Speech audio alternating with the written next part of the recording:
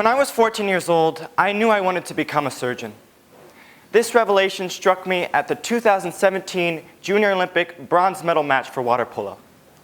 With it being the highest stakes game that I'd ever played in at the time, I was understandably anxious, so I consulted my mom.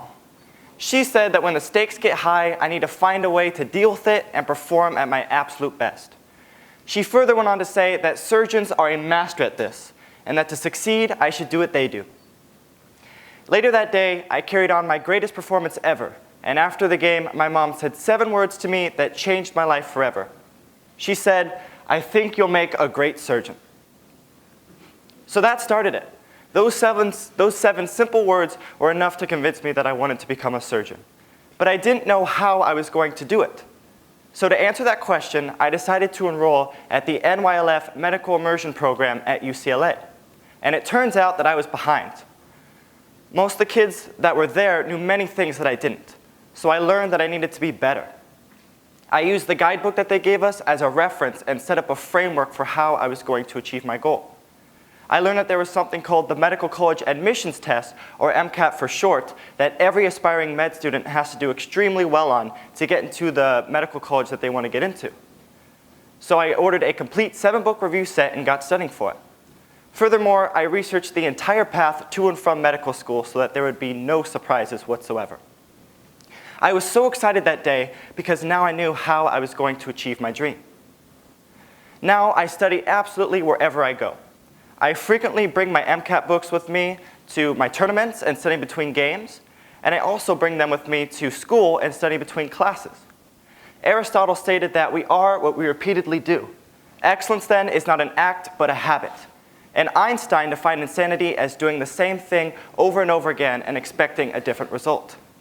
I take inspiration from both of these quotes, as in order to be great, I must frequently take the initiative, and in order to move forward, I must never perform the same action twice if it's not working.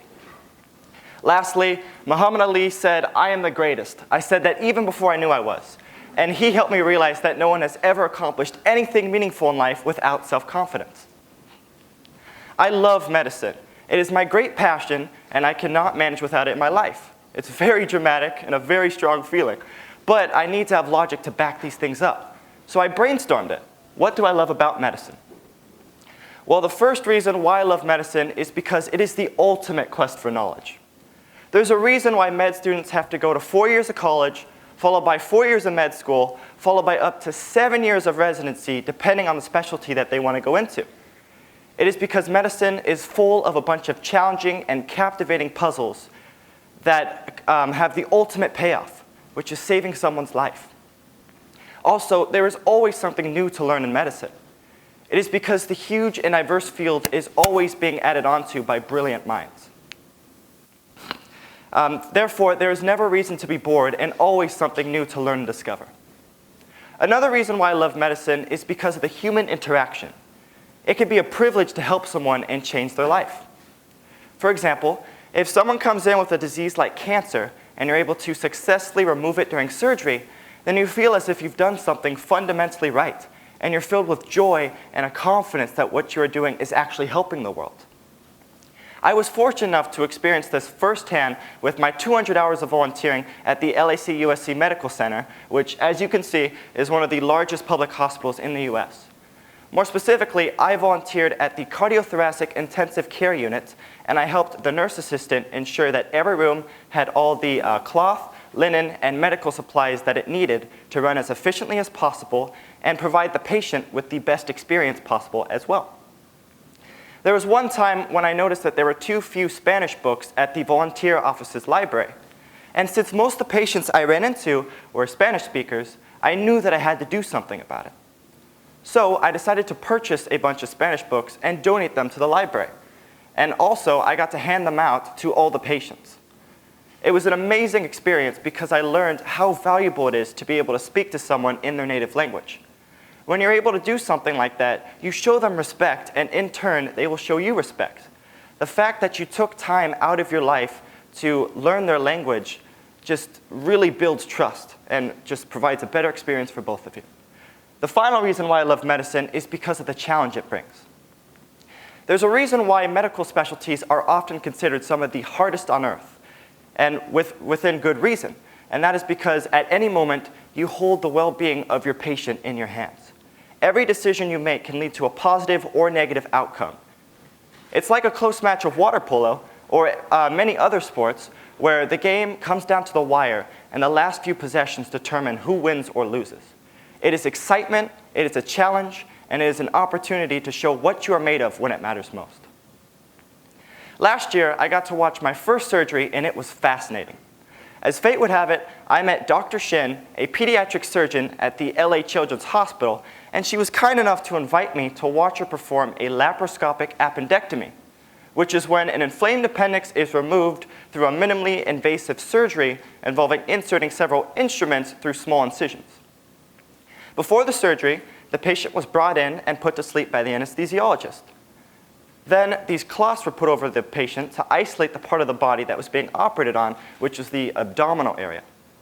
Then Dr. Shin cleaned the area and made several small incisions in order to insert the instruments into them.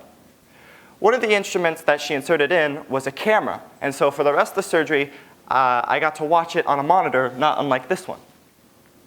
After that, Dr. Shin used a very cool instrument called an electrosurgical unit, which consists of a generator and a handheld device.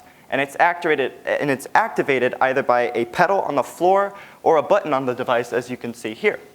What it does is it uses electricity to generate heat, which allows it to cut tissue and prevent bleeding at the same time.